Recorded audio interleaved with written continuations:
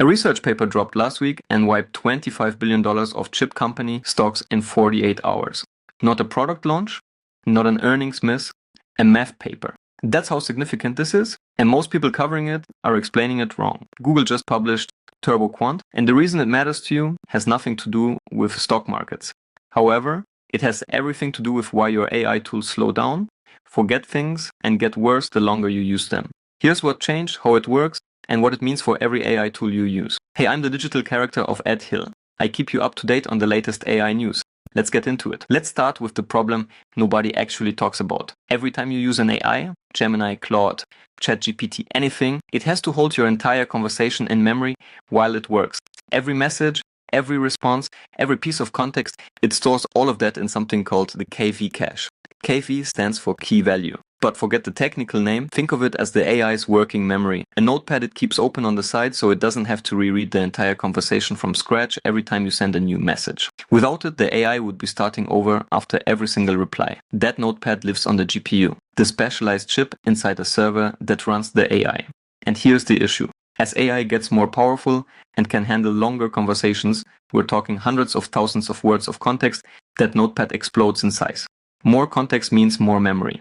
More memory means more GPUs. More GPUs means higher costs, which get passed down to you through slower tools, context limits, and sessions that start summarizing earlier parts of your conversation just to make room.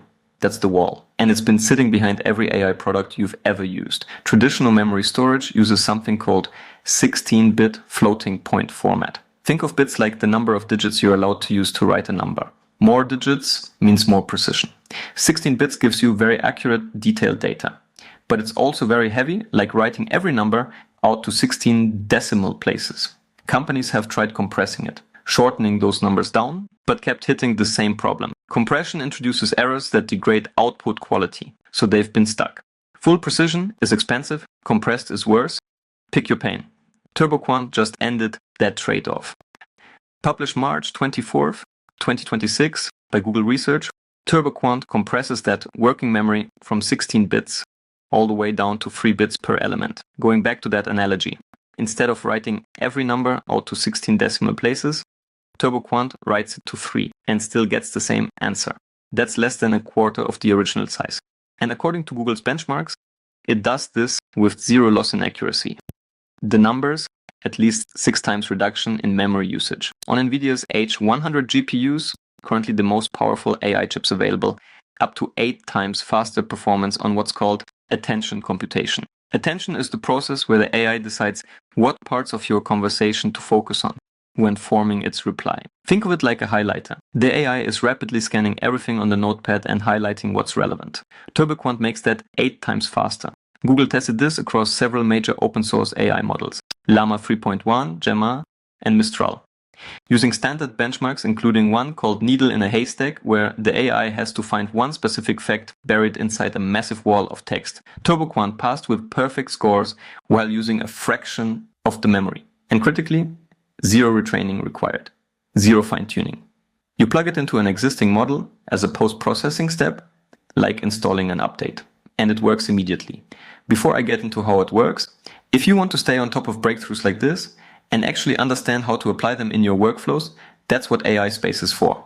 My community, 100 people in there building real things with these tools. Links in the description. Now let's get into the mechanism, because it's genuinely clever. TurboQuant is a 2-stage system. The first stage is called polar quant. To understand it, think about how you give someone directions. The normal way is Cartesian coordinates. Go 3 blocks east, 4 blocks north. You track each direction separately. Polar quant switches to polar coordinates instead. Rather than tracking east and north separately, it just says walk 5 blocks at a 37-degree angle. Same destination, but stored more efficiently. Why does that matter? Because when you store data this way, the shape of the information becomes predictable. The AI already knows what the data boundaries look like, so it can skip storing extra calibration numbers that traditional compression always had to carry around. That extra overhead, usually 1 or 2 bits per value, just disappears. The second stage is called QJL, which stands for Quantized Johnson-Lindenstrauss, named after 2 mathematicians. Don't worry about the name. All it does is clean up a tiny amount of leftover error from stage 1 using just a single bit, a plus or a minus, per value. Think of it like a spell checker at the end of a document. It costs almost nothing, but catches the remaining mistakes. Together, these two stages reach what researchers call the theoretical lower bound, meaning it's as close to the mathematical limit of efficient compression as information theory says is even possible. That's not a marketing claim. It's a provable result, which is why the accuracy numbers come out perfectly clean. Now, when TurboQuant dropped, Cloudflare CEO Matthew Prince publicly called it Google's DeepSeek moment. If you remember DeepSeek, the Chinese AI model that shocked the industry in early 2025, it wasn't impressive because of what it could do. It was impressive because of how efficiently it did it, competing with the biggest, most expensive models at a fraction of the hardware cost, through clever engineering rather than brute force spending. TurboQuant is drawing the same comparison. Micron stock, Micron being one of the world's biggest manufacturers of the memory chips that AI runs on, dropped 14% in 48 hours, erasing over $25 billion in market cap. Western Digital and SanDisk fell too, because if you can compress AI memory 6 times through software alone, you need less physical hardware to run the same AI. One server can host more models, the same chip can handle longer conversations. The hardware demand curve shifts. To be fair, TurboQuant only affects inference. That's the running of a model, when it's actually answering your questions. It doesn't affect training, which is the initial process of teaching the model. And that still requires enormous amounts of hardware. So the impact is real, but targeted. Analysts are split on whether the market overreacted. But the direction isn't in dispute. Efficiency through math is becoming just as important as raw hardware power. So what does this actually mean for you day to day? Every time an AI tool slows down in a long session, that's the working memory filling up. Every time it starts summarizing earlier parts of your conversation to make room, that's the memory hitting its limit. Every time a tool cuts off your context, same problem. As TurboQuant gets adopted, those tools can handle longer conversations without degrading. They can run on smaller hardware. Companies can serve more users for the same cost, which means faster responses and lower prices for you. Beyond chatbots, TurboQuant also improves vector search. Vector search is the technology that lets AI find meaning rather than just keywords. So instead of searching for the exact words you typed, it finds the concept you meant.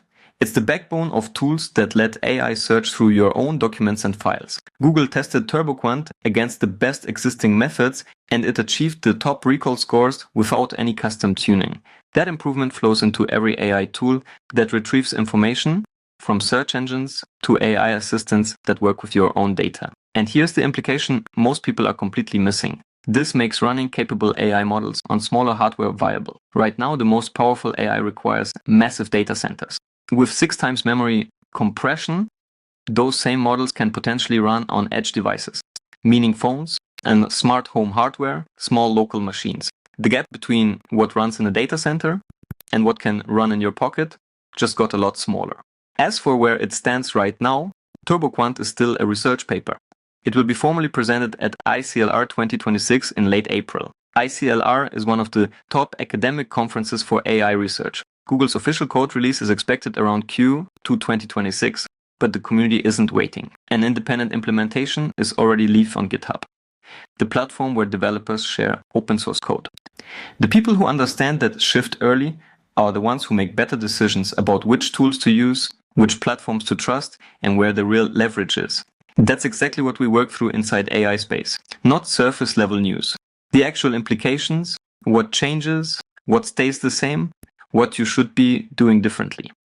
100 people in there right now, real conversations, real workflows, no fluff. If you're serious about staying ahead of this, not just watching it happen, the link is in the description. See you in the next one.